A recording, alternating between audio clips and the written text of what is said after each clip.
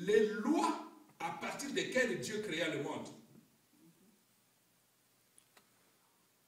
Et aussi, nous découvrons toujours dans la première partie, les principes de la création, le but de l'existence de l'homme, le but de notre création.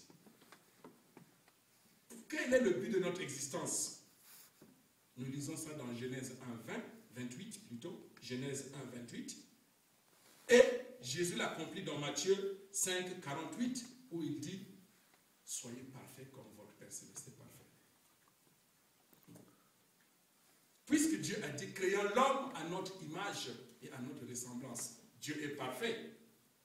Et pourquoi l'homme n'est pas parfait? Jésus l'a confirmé. Si les hommes déclarent que l'homme n'est pas parfait sur l'homme, l'homme ne peut pas atteindre la perfection. Donc Jésus a menti. Jésus dit, soyez parfaits. Ça veut dire que c'est possible que l'homme soit parfait sur la terre. Mais qu'est-ce qui se passe? Il y a quelque chose qui se passe que nous allons découvrir. Et après, dans la première partie, nous découvrons aussi la vie après la terre. Après notre vie sur terre, où est-ce que nous allons? Est-ce que notre vie s'arrête juste ici? Ou après la terre, il y a une vie? S'il y a une vie après la terre, quelles sont les lois qui régissent le monde de l'au-delà? Parce qu'ici, nous avons la neige, nous avons la pluie, nous avons le vent, nous avons l'air. Et quelles sont les lois qui régissent le monde de l'au-delà? Et ça, c'est la première partie. Et dans cette première partie, nous découvrons le plan originel de Dieu pour l'homme. Avant le péché. Quel était le plan originel de Dieu avant le péché? Ce plan originel de Dieu était un plan de joie. La joie de Dieu et la joie de l'homme et le bonheur de l'homme. Et ce plan n'a pas été réalisé. Le plan originel de Dieu n'a pas été réalisé. Pourquoi? Et ça, c'est la deuxième partie qui est intitulée la chute. La chute, c'est-à-dire l'homme s'est détaché de Dieu. L'homme a péché. L'homme n'a pas écouté la parole de Dieu. Donc, maintenant, dans cette partie, nous découvrons la racine du péché. D'où vient le péché? Comment le péché a commencé? Ce qui a causé la tristesse de Dieu, ce qui a causé la souffrance de l'homme. L'homme souffre aujourd'hui. Et l'homme, Dieu est triste de voir ses enfants dans la souffrance. C'est comme un parent.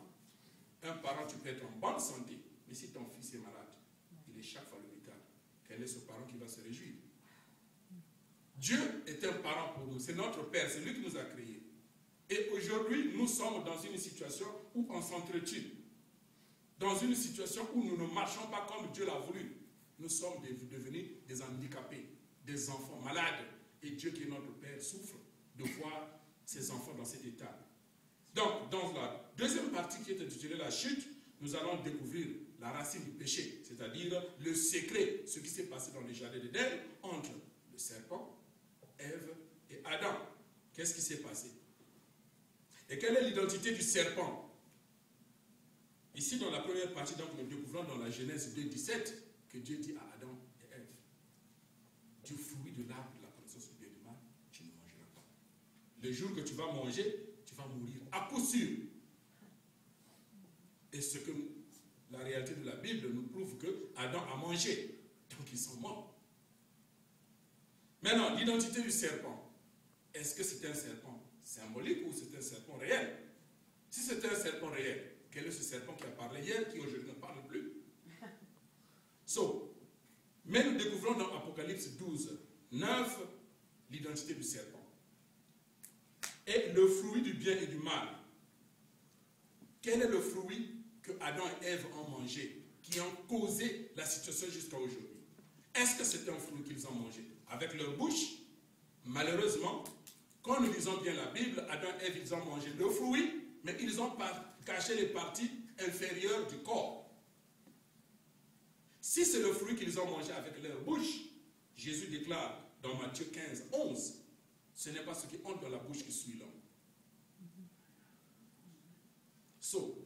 Donc, ça veut dire que c'est un fruit qu'ils ont mangé et c'est un fruit que nous ne connaissons pas, que nous allons découvrir dans cette deuxième partie.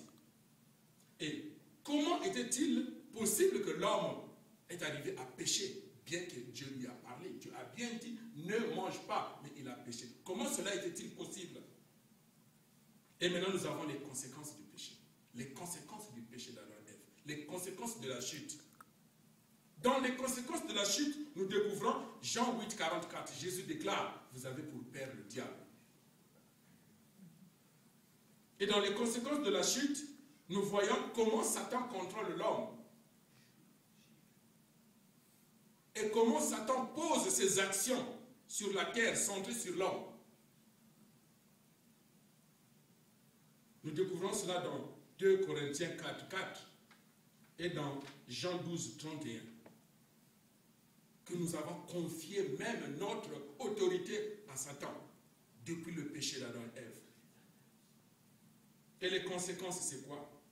Il y a des maladies, il y a des guerres, il y a des famines, il y a l'homosexualité, il y a des divorces, il y a des meurtres, il y a des suicides.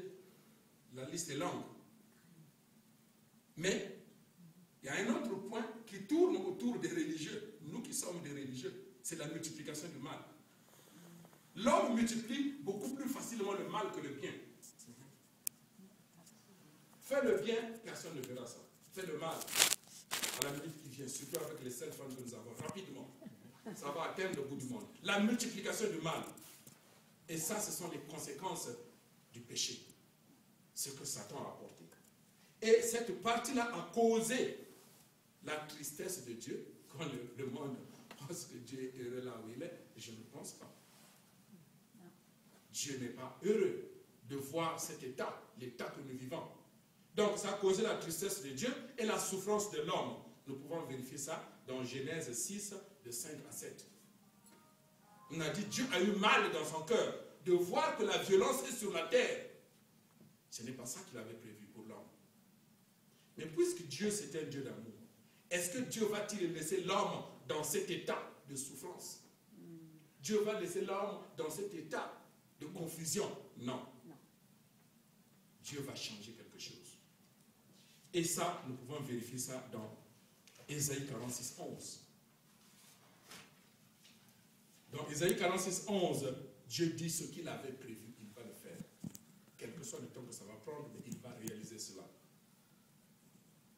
Donc, ça, c'est de là où nous parlons du plan de Dieu pour le salut de l'homme. Le plan de Dieu pour la restauration de l'homme.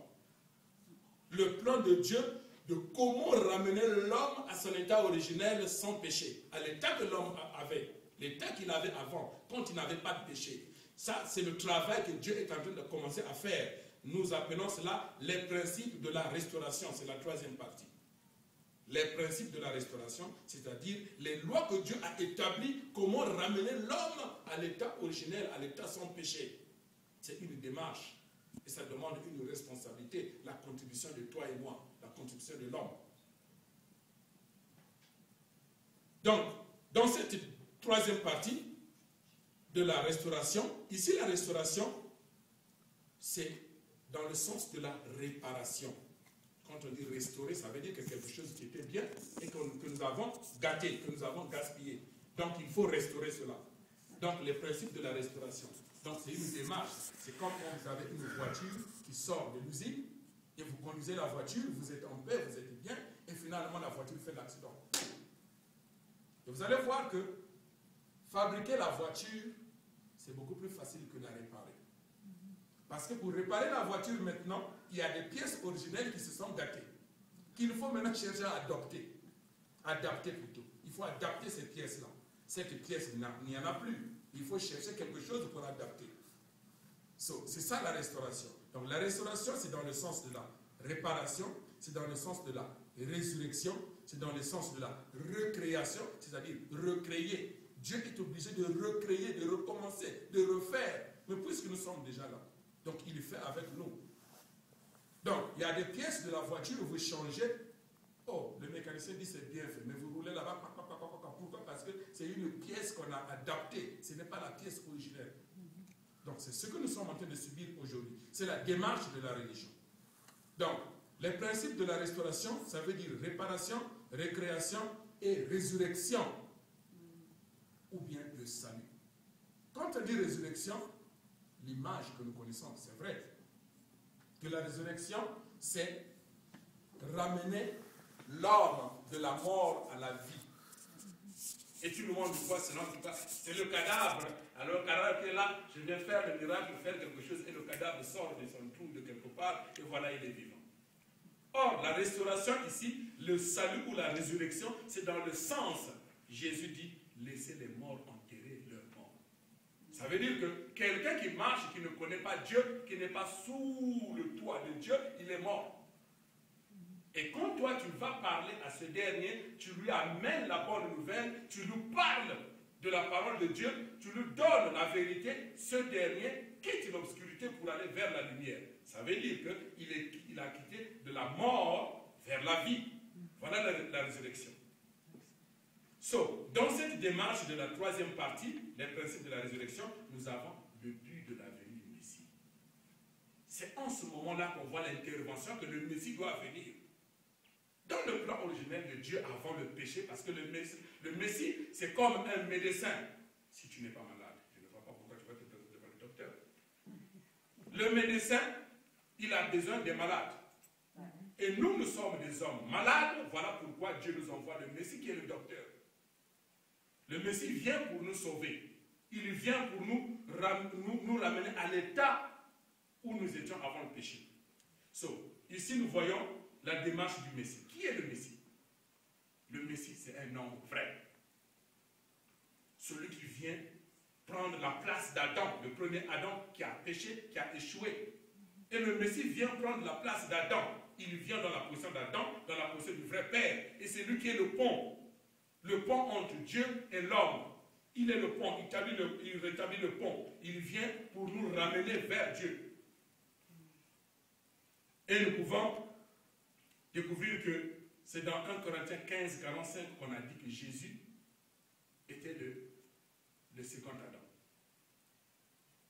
Et dans 1 Timothée 2, 5, on dit qu'il n'y a qu'un seul Dieu et un seul médiateur entre Dieu et les hommes, Jésus-Christ, homme lui-même.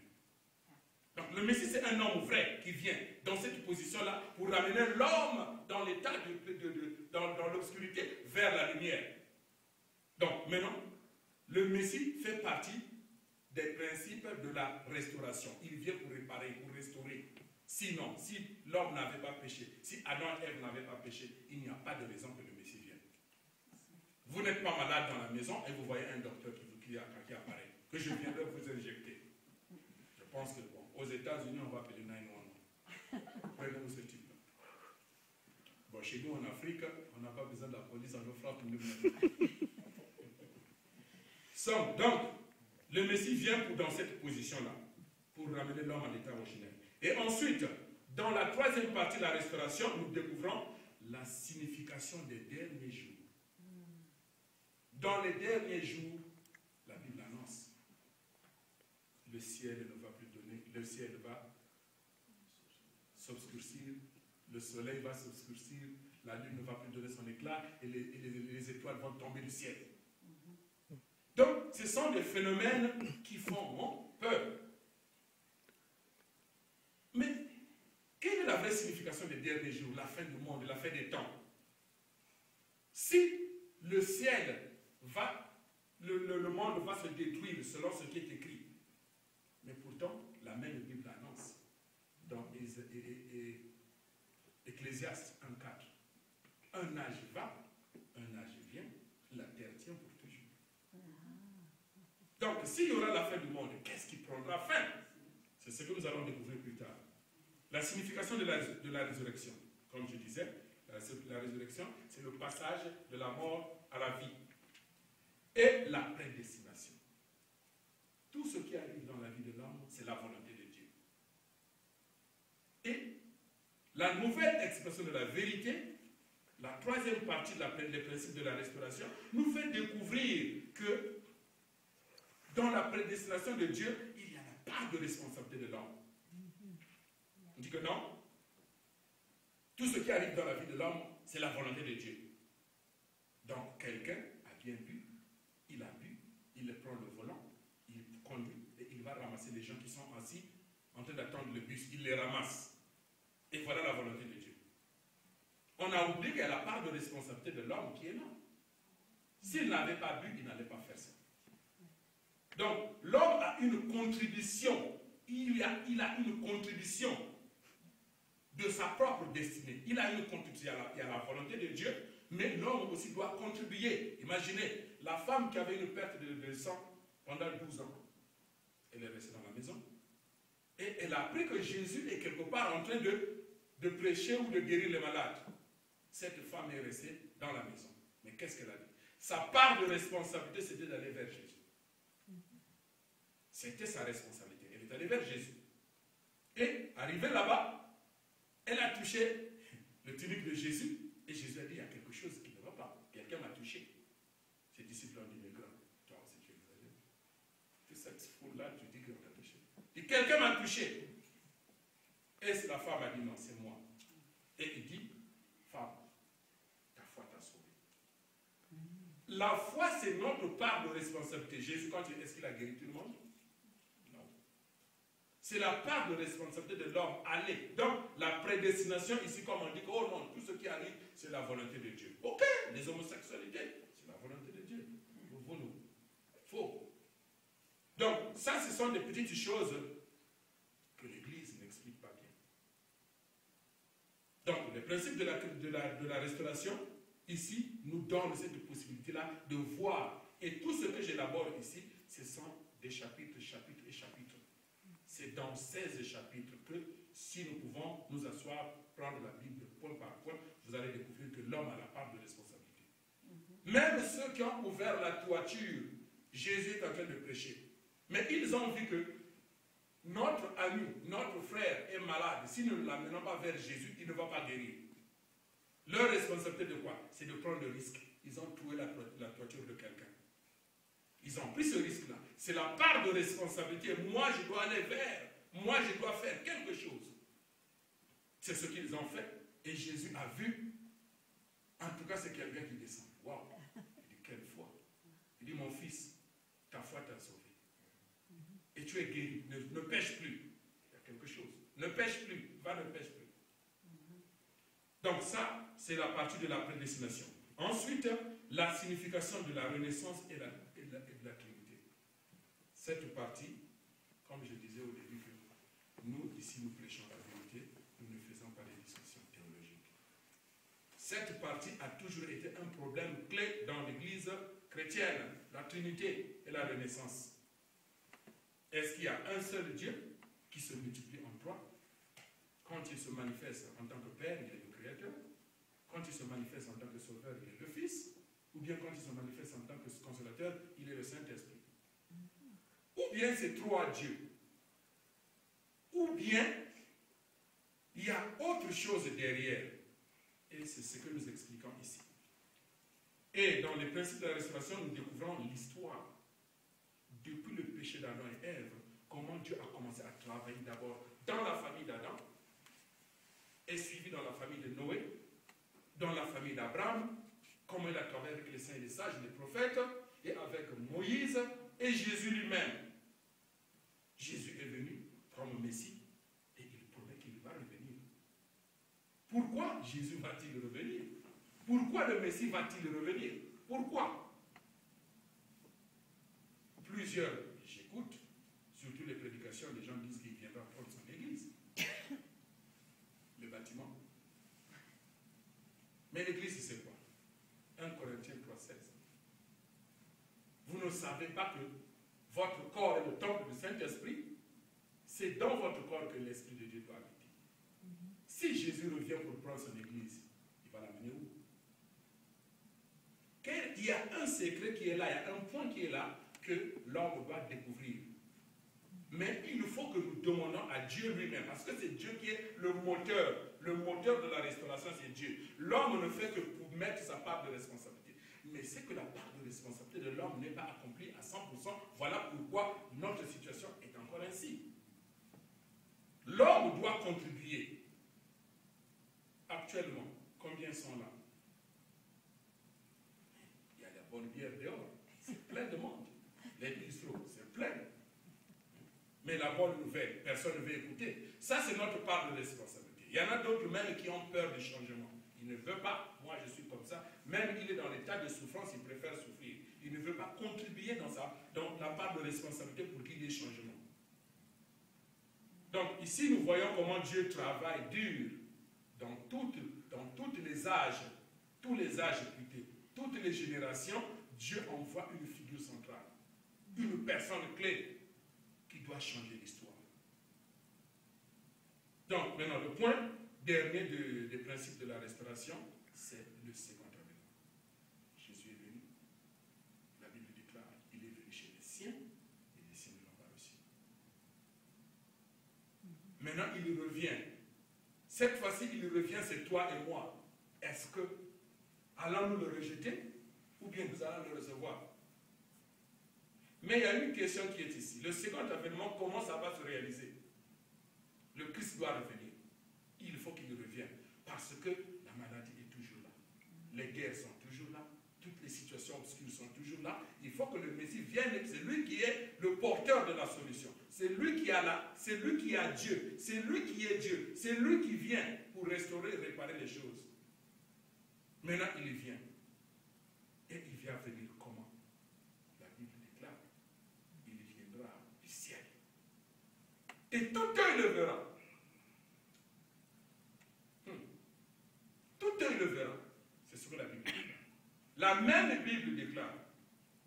Il viendra comme un voleur. Mais si tout œil le verra, comment il viendra comme un voleur? Si tout œil l'a déjà vu, comment il sera comme un voleur?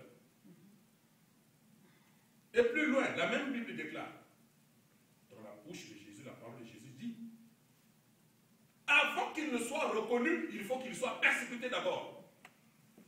S'il descend du ciel, tout œil le verra. Oseras-tu le persécuter? Tu ne vas pas le reconnaître. Donc, il y a ce qu'on appelle les dimensions cachées de la Bible. Dimensions cachées de la Bible. Donc, ici, les principes de la création, les principes de la restauration et la chute, dans la nouvelle expression de la vérité, nous apprenons, nous découvrons comment le Christ reviendra-t-il. Quand reviendra-t-il? Et où reviendra-t-il? Tout ce que je viens d'élaborer sont dans la Bible. Mais ce sont des parties qui sont beaucoup plus symboliques et codées. Voilà pourquoi Jésus dit, par exemple, quand j'explique la première partie pour dire que la principe de la création, nous découvrons la nature de Dieu. Et les gens me disent, waouh, qui es-tu pour parler de Dieu? Mais Dieu est Dieu. On ne peut pas savoir la nature de Dieu, ce n'est pas possible. Mais Jésus dit, toutes ces choses, je vous les dis en parabole et en symbole, mais l'heure viendra où je vais vous parler ouvertement du Père. Ça veut dire que le moment est venu de connaître qui est Dieu. Tu vis avec ton Père dans la misère, tu ne connais pas ce qu'il veut, ce qu'il aime, quelle est sa nature. Tu ne sais pas. Un aventurier. Comment nous pouvons confirmer que nous connaissons Dieu, nous prêchons Dieu, nous ne le connaissons même pas? C'est ce qui fait que les hommes de science ont plus progressé que la religion. Nous n'arrivons pas à défendre notre propre Père. Nous n'arrivons pas à défendre notre propre vérité. Mais comment nous allons ramener les gens vers le Christ? Ce n'est pas possible. Donc, la dernière partie, je disais, nous savons comment, quand et où le Christ reviendra-t-il. Donc, nous ici, nous prêchons la vérité. Nous ne faisons pas la discussion théologique. Nous proclamons la vérité au monde entier pour une vie nouvelle. Nous témoignons l'amour de Dieu, notre Père qui nous a tant aimés. Je vais prier. Notre Père bien-aimé du ciel, nous bénissons ton nom, nous glorifions ton nom, et nous élevons nos voix de gratitude et de reconnaissance vers toi, parce que le moment est venu, Père, où tu veux vivre ton cœur. Le moment est venu, Père, où tu veux te manifester, tu veux prouver à l'humanité tout entière que tu existes, et que tu es vivant, et que tu es toujours en action, et que c'est toi qui es derrière l'histoire. Voilà pourquoi ce soir, Père, en ce jour où nous déclarons ouvert la branche française, une première ici aux États-Unis, Père, nous disons merci parce que tu nous as donné cette opportunité Nous n'avons pas pu nous exprimer parce que c'est en anglais, une langue nouvelle, une langue étrangère. Nous avons été bloqués. Maintenant, Père du ciel, l'opportunité qui nous est donnée de prêcher en français, de nous exprimer en français. Et la vérité sera connue en français pour ceux qui veulent découvrir l'essence de l'existence et pour ceux qui veulent mener une vie intègre. Voilà pourquoi ce soir, Père, ici unis avec les bien-aimés, nous venons te dire merci. Merci parce que tu nous aimes. Merci parce que tu veux nous parler. Merci parce que tu veux te manifester. Tu veux marcher avec chacun de nous. Tu veux vivre dans chaque famille. Tu veux être parce que pendant longtemps tu as été étranger. Même dans les familles. Tu as été étranger. Même dans les églises. Tu as été étranger. Les gens prêchent beaucoup plus les positions. Les gens prêchent beaucoup plus les choses extérieures. Et toi tu as toujours été dans un coin comme un orphelin. Nous voulons, Père, te ramener dans notre vie. Nous voulons te ramener dans nos familles. Nous voulons te ramener ici au Colorado. Nous voulons, Père Céleste, que tu te manifestes. Que l'ennemi ne dise pas où est leur Dieu. Nous savons, Père, que tu es là. Nous ne t'avons pas écouté. Mais cette fois-ci, nous allons faire beaucoup plus attention à ta parole. Nous voulons être, Père Céleste, cette parole, comme Jésus l'a dit. Soyez parfaits comme votre Père Céleste est parfait. Nous sommes butés par le mal, butés par le péché. Mais Père, les principes de la création, les principes de la restauration nous font découvrir les secrets du péché. Nous font découvrir ce qui a été caché dans les jardins d'Éden. Ce sont des choses que nous continuons à faire parce que nous n'avons pas su. Père, cette fois-ci, nous voulons que tu sois avec nous. Nous te demandons sincèrement pardon du fin fond du cœur pour toutes les incorrections, les imperfections, les erreurs de tous les jours. Et Père du ciel, accepte notre offrande, accepte notre cœur, accepte notre détermination, accepte notre fidélité, accepte nos paroles, Père du ciel. Nous ne voulons pas faire du bruit, mais nous voulons vivre cela. Nous voulons mettre cela en action. C'est ce que tu veux. Car le temps est venu. Nous vivons le temps des derniers jours. L'histoire du mal doit prendre fin et l'histoire du bien doit prendre place. Le moment est venu, Père, où tu veux ramener tes enfants vers toi. Nous allons repartir dans la maison de notre Père. Le moment est venu. Nous prions tout ceci